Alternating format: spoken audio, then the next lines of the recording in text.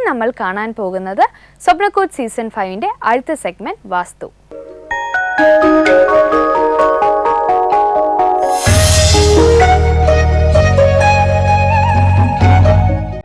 വീടുകൾ ഭംഗിയാക്കുന്നതിന് വേണ്ട പ്രധാന ഘടകമാണ് ചുവരുകൾ പെയിന്റ് ചെയ്യുക. പണ്ടൊരു കാലത്ത് നമ്മൾ കുമ്മായം കൊണ്ടുള്ള ചുവരുകളായിരുന്നു. അത് പിന്നെ ലൗലീസമായി, പിന്നെ സ്നോസമായി, പിന്നെ ഡിസ്റ്റംബറായി. ഇപ്പോൾ ധാരാളം അപ്പെക്സ്, ഇങ്ങനെയുള്ള അൾട്ടിമ, അങ്ങനെയുള്ള പല തരത്തിലുള്ള മോഡേൺ പെയിൻറ്റ്സുകളൊക്കെ നമുക്ക് വന്നിട്ടുണ്ട്. മാത്രമല്ല പല നിറങ്ങളാണ്, കൂട്ടുനിറങ്ങളാണ് വന്നിട്ടുള്ളത്.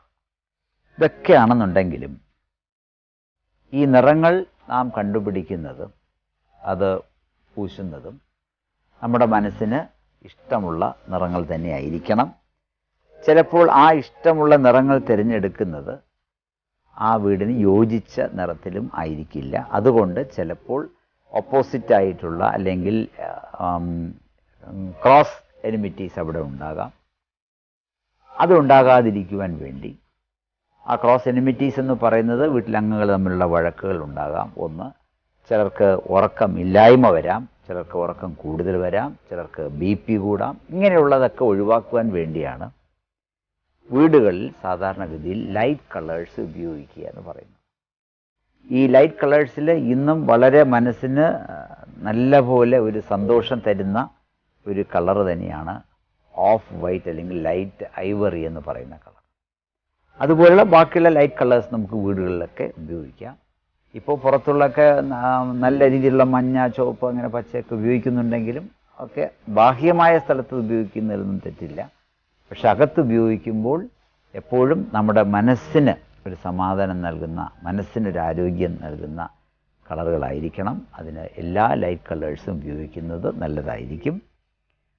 പ്രത്യേകിച്ച് ലൈറ്റ് സ്കൈ ബ്ലൂ വളരെയധികം ഗുണം ചെയ്യും. അതുപോലെ ലൈറ്റ് ഗ്രീനും ഗുണം ചെയ്യും. അതുകൊണ്ട് തന്നെയാണ് പല ഹോസ്പിറ്റലിലും ഡോക്ടേഴ്സിനും തിയേറ്ററിൽ വർക്ക് ചെയ്യുന്നവർക്ക് എല്ലാവർക്കും കൊടുത്തിട്ടുള്ള നിറം തന്നെ പച്ചയും നീലയും തന്നെയാണ് എന്ന് മനസ്സിലാക്കുക. വയസ്സായ ആൾക്കാർ നമ്മുടെ വീട്ടിലുണ്ടെങ്കിൽ അവർ കിടക്കുന്ന മുറിയിൽ വൈറ്റ് കളർ തന്നെ അടിക്കാൻ ശ്രദ്ധിക്കുക. ആ വൈറ്റ് കളറുടെ മനസ്സിന് ഒരു ആരോഗ്യം ഉണ്ടാക്കും. അതുപോലെ അവരുടെ അസുഖങ്ങളും കുറയുമെന്നുള്ളതാണ് പ്രധാനമായിട്ട് പറയുവാനുള്ളത്. അതുകൊണ്ട് ആ 4 ചുവരും വൈറ്റ് കളർ കൊണ്ട് അടിക്കുക. അതേപോലെ ഒരു ഫ്ലവർ ബേസിൽ കുറേ പൂക്കളും വെക്കുന്നത് നല്ലതാണ്. ഇനി കുട്ടികളുടെ, അതാണ് പ്രധാനമായിട്ടുള്ള കാര്യം. പലരുടെയും പരാതി, കുട്ടികൾ പഠിക്കുന്നില്ല, കുട്ടികൾ രാവിലെ ഉണരുന്നില്ല. അവൻ ചെറുപ്പകാലത്ത് നന്നായി പഠിച്ചിരുന്നു, ഇപ്പോൾ പഠിത്തം വളരെ കുറവാണ്. അങ്ങനെയുള്ള ഒരുപാട് പരാതികളാണ് നമുക്ക് കുട്ടികൾക്കുള്ളത്. കുട്ടികൾക്ക് വേണ്ടി പ്രത്യേകം മുറി വരെ നമ്മൾ കൊടുക്കാറുണ്ട്. അപ്പോൾ പലരുടെയും കുട്ടികളുടെ മുറി നോക്കുകയാണെന്നുണ്ടെങ്കിൽ അതിനകത്ത് ചുവര് മുഴുവനും വിവിധ വർണ്ണങ്ങളായിരിക്കും, വിവിധ പോസ്റ്ററായിരിക്കും. ഇങ്ങനെയൊക്കെ ഒരുപാട് കാര്യങ്ങൾ നടക്കാറുണ്ട്. ആ കുട്ടികളുടെ ആ മനസ്സാണ്, നമുക്കവരെ കുറ്റം പറഞ്ഞിട്ട് കാര്യമില്ല, അതൊക്കെ ആയിക്കോട്ടെ. പ്രധാനമായിട്ട് ആ കുട്ടികളുടെ പഠിക്കുവാനുള്ള ടേബിൾ കിഴക്കോട്ട് നോക്കി തന്നെ ഇടണം. കിഴക്ക് നോക്കി തന്നെ ആയിരിക്കണം ഇയാളിരുന്ന് പഠിക്കേണ്ടത്. അതുകൂടാതെ കിഴക്ക് നോക്കി പഠിക്കുമ്പോൾ അയാൾ നേരെ നോക്കുന്നത് ടോയ്ലറ്റ് ഡോറിലാകരുത്. കിഴക്ക് നോക്കി പഠിക്കുമ്പോൾ അയാളുടെ കണ്ണുകൾ ടോയ്ലറ്റ് ഡോറിലാകാൻ പാടില്ല. അപ്പോൾ ഇയാളുടെ പിറകിലായിരിക്കണം ടോയ്ലറ്റ് വരേണ്ടത്. അഥവാ അങ്ങനെ ആ റൂമിനകത്ത് ടോയ്ലറ്റ് ഡോർ വരികയാണെന്നുണ്ടെങ്കിൽ അവിടെ ഒരു കർട്ടൻ ഇടുന്നത് നന്നായിരിക്കും. ഇതേ പ്രിൻസിപ്പിളാണ് നാം ഏത് മുറിയിൽ, പ്രായപൂർത്തിയായവർ ഏത് മുറിയിൽ കിടന്നിരുന്നാലും നാം ടോയ്ലറ്റ് ഡോറിന് നേരെ കിടക്കരുത്. തീർച്ചയായിട്ടും അസുഖങ്ങൾ നമുക്ക് മുന്നോട്ട് വന്ന് കയറുമെന്നുള്ളതാണ്. അതുകൊണ്ട് ഒരിക്കലും ടോയ്ലറ്റ് ഡോറിന് നേരെ ഓപ്പോസിറ്റായിട്ട് കിടക്കുവാൻ പാടില്ല, നമ്മൾ നോക്കി എഴിക്കുവാനും പാടില്ല. അപ്പോൾ കുട്ടികളുടെ ടേബിൾ കിഴക്ക് നോക്കിക്കുക. അതുപോലെ തന്നെ അവരെ കിടക്കുന്ന ആ കട്ടിലും തല കിഴക്ക് വെച്ച് കിടക്കുവാൻ നോക്കണം. കാരണം വലതുവശത്ത് എഴിക്കുവാൻ വേണ്ടിയാണ്.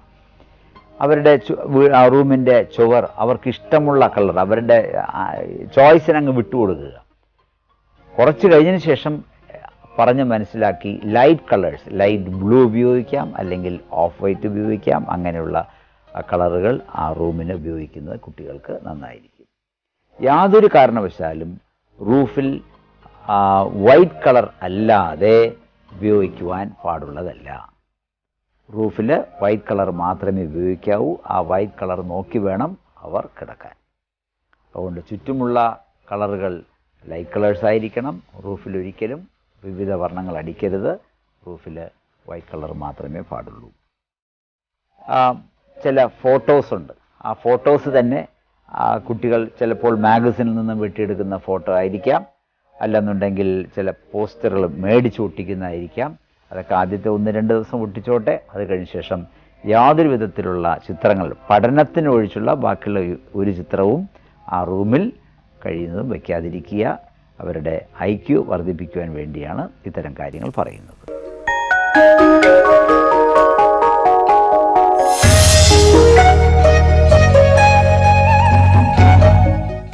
സ്വപ്നക്കൂട് സീസൺ 5 ഇന്നത്തെ എപ്പിസോഡിൽ നമ്മൾ ആദ്യം കണ്ടത് കൊച്ചി കടവന്ത്രയിലെ 3000 സ്ക്വയർ ഫീറ്റ് മുക്കടയിൽ ഹൗസ് ആണ്. ആൻഡ് ഈ വീടിൻ്റെ പ്രത്യേകത എന്താണെന്ന് വെച്ച് കഴിഞ്ഞാൽ 2 പാർട്ടീഷൻ ആയിട്ടാണ്, ദാറ്റ് ഈസ് ഒരു 3 ബെഡ്റൂം ഔട്ട് ഹൗസും പിന്നെ ഒരു മെയിൻ റെസിഡൻസുമായിട്ടാണ് ഈ പ്ലോട്ടിൽ കൺസ്ട്രക്ട് ചെയ്തിരിക്കുന്നത്. ഫ്രണ്ടിൽ നമുക്ക് കാണാൻ സാധ്യമാകുന്ന വളരെ മനോഹരമായിട്ടുള്ള ലാൻഡ്സ്കേപ്പാണ്. പിന്നെ ക്യൂബോയിഡൽ ആൻഡ് സിലിണ്ട്രിക്കൽ മാസസ് ആണ് ഇതിൻ്റെ മെയിൻ റെസിഡൻസിൻ്റെ ആ ഒരു മറ്റൊരു അട്രാക്ഷൻ എന്ന് പറയുന്നത്. ലേറ്റർ നമ്മൾ കണ്ട ടിപ്സും എല്ലാവർക്കും ഇഷ്ടപ്പെട്ടു എന്ന് വിശ്വസിക്കുന്നു. സ്വപ്നക്കൂട് സീസൺ 5 മറ്റൊരു എപ്പിസോഡിലൂടെ ഇനിയും കാണാം. Till then all take care and take care.